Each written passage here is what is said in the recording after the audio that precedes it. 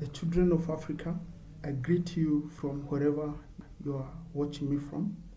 And today's topic is going to be inspired by a speech or a statement by a beautiful African girl. And according to her, Africa is not poor because of colonization. So do you agree or disagree with that statement? And before we proceed, have a look at this video first. Today, Singapore is richer than its ex-colonizer, Great Britain. So when I hear people telling me today, oh, Africa is poor because of colonization, I'm like, please, let's move on from that. Does it have maybe a tiny percentage in where we are today? Maybe, and I don't know. But I know it's not the cause. Many, countless countries have been colonized before. And by the way, colonizing one another is humanity's history. It just happened that maybe Africa has been one of the last colonized region in the world. So in our psyche, it is there and it acts like nothing happened before to others. But flash news, it's the history of the world. We've been capturing each other back and forth, all of it. What I have to say about her statement is that I think it is 100% true, because it is not only the African continent that was colonized. There were instances of colonization even in other continents. And for example, in Asia, you find that Asia is also a victim of imperialism. Countries like China, were invaded by Western countries during the Opium Wars. Yeah. And you also find that other countries like Vietnam, were also invaded by Western countries during the Opium Wars. And also a country like Japan, it is also a victim of imperialism, because as you remember, at some point, there were 2 atomic bombs which were dropped on Japan. I think it was in 1945. And of course, the devastation effect that those 2 atomic bombs had on Japan. And today, as we speak, Japan is one of the richest and thriving countries, in the world. Some of the major car brands like Toyota, they come from Japan. And they don't make the excuses that they were colonized, that atomic bombs were dropped on them some more than 70 years ago. So why do you find that most Africans, give colonization as an excuse for not being developed and reaching the aspirations that all the collective African people had at some point? And today, I will give the actual reasons that I think why African countries are some of the poorest in the world, and it is not colonization. And so I agree with this really 100%.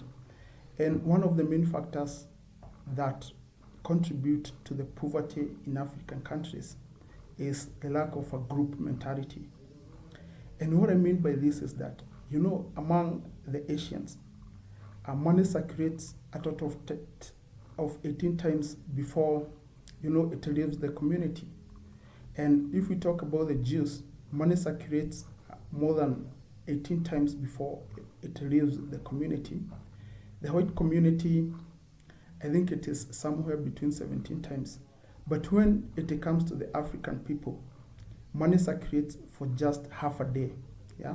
So this means that we don't do business with one another, and this is one of the reasons why it is very easy for other communities, to dominate the black people. So I think it is time for us to continue to start doing business between ourselves, to make sure that money circulates more, and that the collective black people and African people, become wealthier, so that we don't support other communities at our expense. And the second reason why I think that black communities are poor is because of selfishness. Yeah.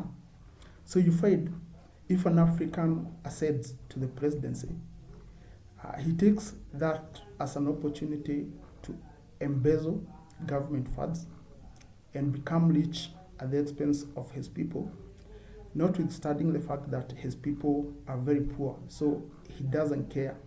And these leaders end up stealing billions of dollars and investing it outside of the African continent. Yeah. As you know, we had president in the past, a president like Sani Abacha from Nigeria. He did the same thing. Yeah. He embezzled a lot of funds and ended up, investing the money in Western countries and hiding it in offshore accounts. Yeah. So Mobutu Sese Seko also did the same thing. He stole a lot of money from the coffers in the DRC, and he ended up investing it in the Western countries. So time has come for us to change our mentality and to stop this selfishness and think as a group, so that we can stop, stealing from our people and investing it in other countries. So we need to foster group economics as the Black people. And the other point that I have to discuss is the lack of confidence among the Black people. As the Black people, it is our responsibility to take charge of the economic agenda of African countries. So we should stop having this delusion, deluding ourselves that there is a savior who is going to come from the West, from Asia or wherever, to come to the African continent and save us by investing. So this is why I'm quite disappointed when I see that most African presidents are preoccupied with looking for investors from Western countries and Asia, instead of building capacity among the Black people and mobilizing Africans so that they can invest in their own countries.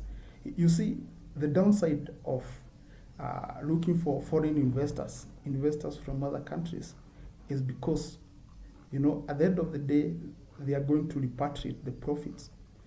But if we can have confidence in ourselves and we mobilize our people, the African people, give them the confidence to invest in our countries, we don't need most of these foreign investors. And we are very sure that local investors are going to reinvest the money here in the continent, and they are not going to repatriate the profits like other foreign investors would do. And the other factor that I think that is causing poverty in African countries is the lack of the commitment to invest in game-changing infrastructure. And what do I mean by this? Without infrastructure, it is very hard for any country to achieve any developmental milestones. And one of the challenges that most African countries have today is lack of power. We don't have enough electricity that can help us in terms of manufacturing and building companies, which in return provide jobs to the African people. So African countries need to be very deliberate, and take charge of things and invest in massive, hydroelectric projects. And these hydroelectric projects are going to provide enough electricity for us so that we can industrialize like China did. China today is one of the biggest industrial company. It is the biggest industrial company in the world, and for them to achieve this feat, it is because their leaders were bold enough to understand the need of developing, massive hydroelectric, dams which provide electricity to the people and make it easier and profitable for them to manufacture. Yeah? And this is why China today has become the global factory.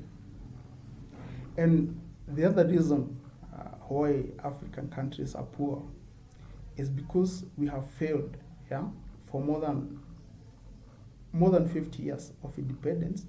We have failed to add value to our raw materials. And to give an example of this, let me start with Ghana. Ghana and Ivory Coast are some of the two major producers of cocoa in the world. And as you know, chocolate is consumed all over the globe. And the value of the chocolate business is more than 100 billion US dollars. But you find that Ghana only, gets 2% of the whole of that value, of the entire value of the chocolate business. And why is this the case? And this is because they export low cocoa to Western countries, which in turn go on to manufacture it and sell it to all over the world at very huge profit margins. So we should have confidence in ourselves so that we can do it ourselves. We don't have to export low cocoa, and instead we should think about exporting processed cocoa so that at least we can get a huge chunk of the $100 billion of the value of the whole chocolate business all over the world. So that's it for today. And if you want to watch this type of content, make sure that you subscribe to this channel. Goodbye.